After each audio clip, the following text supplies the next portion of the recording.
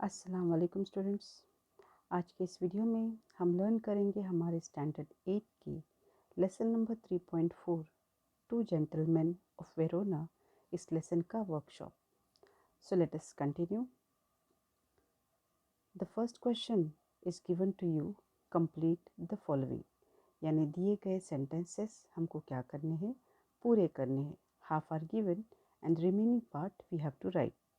पहला वाला है क्रोनिन्स स्टोरी फोकसेस ऑन, यानी ए.जे. क्रोनिन ये जो ऑथर है इनकी कहानी किस चीज़ पर जोर देती है, तो वो है selfless help and the importance of dedication towards relationship.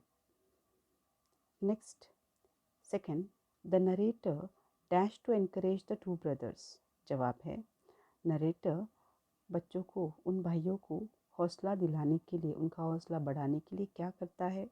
That is he bought the biggest basket of the wild strawberries.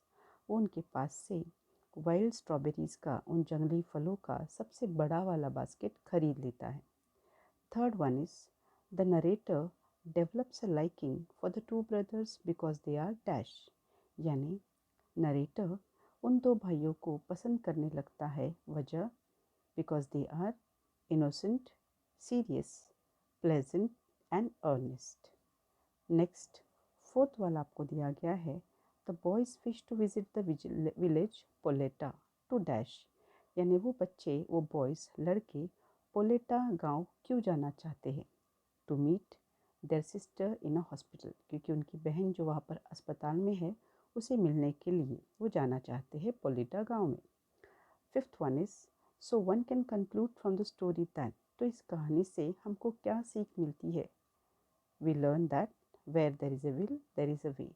यानी जहाँ चाह है वहाँ राह है, विच मीन्स, इसका मतलब है if you wish to do something with a strong will then you can easily find a way to success.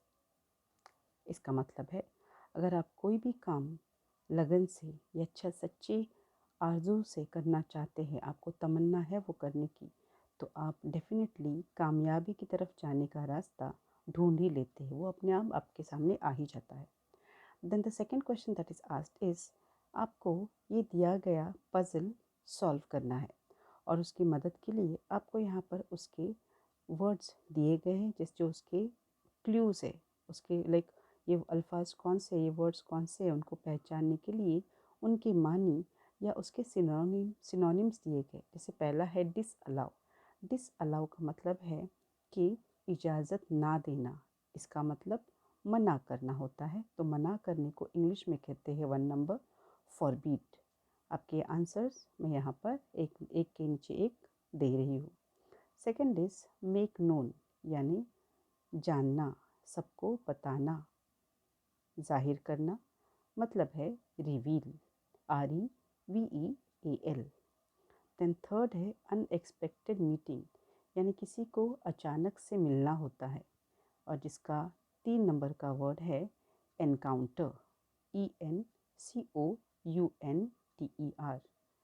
Then the fourth one is giving pleasure to the mind, feelings और senses enjoyable, यानी आपको खुशी देना, खुशी हम जिसको कह सकते, तो in English we also call it pleasure, PLEASURE। Fifth है सिंसियर।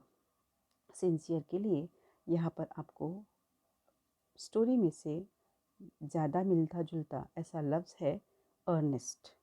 और आखिर में है लुक अलाइक, यानी हूबहू दिखना, जिसका मतलब है resemble, RESEMBLE। Okay. Next question number 3 जो है that is answer in your words and right in your notebook. सवाल का जवाब आपको कहानी में ही दिया हुआ है, but you have to try to write on your own. जैसे पहला है what illness did the sister suffer from, यानी उनकी बहन कौन से बीमारी से गुजर रही थी। And the answer is the sister suffered from tuberculosis of spine, यानी उनकी बहन को ट्यूबरक्लोसिस ऑफ स्पाइन, इसको कहते हैं तपे दिक। उर्दू में ट्यूबरक्लोसिस को तपे दिक कहा जाता है। ओके, तो उनको रीढ़ की हड्डी की टीबी, इसको शॉर्ट फॉर्म टीबी भी कहा जाता है। सेकंड क्वेश्चन है what surprise the narrator when he saw the brothers the second time, यानी दूसरी मर्तबा उन भाइयों को देखने के बाद नरेटर क्यों चौंक गए? Then the answer is, the second time the narrator saw the brothers shining shoes in the public square, यानी जैसे चौक रहता है किसी चौक में वो बच्चे शूज़ पॉलिश करते हुए दिखाई दिए, एंड दैट सरप्राइज्ड हिम, क्योंकि उनके हिसाब से ये बच्चे हर कोई काम कर सकते हैं. Then third is, what did the narrator find about the boys at the hospital? Hospital में नरेटर उन लड़कों के बारे में क्या पता करता है, क्या उनको समझता है उनके बारे में? Here we can say the qualities. The narrator found that they were hardworking, loving, earnest, sincere, serious, and pleasant. Then, what was the touching story told by the nurse?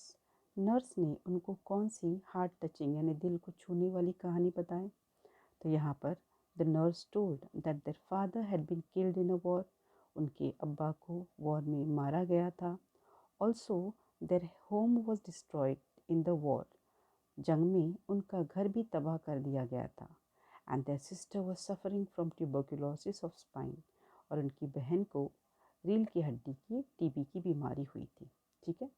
Then next, if the narrator offered the boys a large amount of cash, would they have accepted it? Say why or say why not? यानी क्या आपको लगता है उन लड़कों को अगर narrator ने कुछ पैसे दिए होते, स्पेशली ज़्यादा अमाउंट दिए होते, तो क्या उन्होंने वो लिए होते? हाँ या नहीं?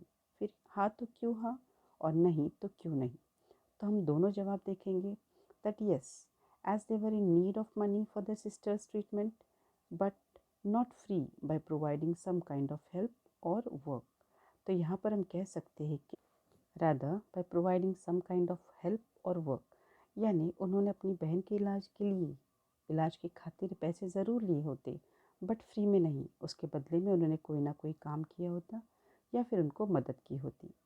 या फिर हम ना भी कह सकते हैं, जैसे कि no, they would have not, or they would have never accepted the money, as they were earnest, serious, hardworking and self-dependent. यानी उन्होंने शायद पैसे कभी लिए ही नहीं होते, क्योंकि वो कैसे थे? अर्नेस्ट थे, मेहनती थे, और सबसे इम्पोर्टेंट सेल्फ डिपेंडेंट, यानी वो किसी का बोलते ना एहसान नहीं चाहते थे. इस हिसाब से आंसर हम लिख सकते हैं. नेक्स्ट क्वेश्चन आपको पूछा गया है कि read the text and find the noun forms of the following. ऐसा सेम क्वेश्चन हमने इसके पहले यानी जो हमने the house builder lesson learn किया है उसमें भी पाया है. तो हियर इन सारे नाउन्स का, इसमें से जो है नाउन्स वो वर्ब्स है, और कुछ जो वर्ब्स है उनका आपको नाउन फॉर्म करना है. जैसे पहला दिया ये एडजेक्टिव है इम्पॉर्टेंट, इसका बन गया इम्पोर्टेंस यानी ज़रूरी, ज़रूरत. वैसे ही डेडिकेट का होता है डेडिकेशन, ट्रीट का होता है treatment, narrate narration, eager eagerness, appear appearance, amplify amplification, realise realisation. Okay.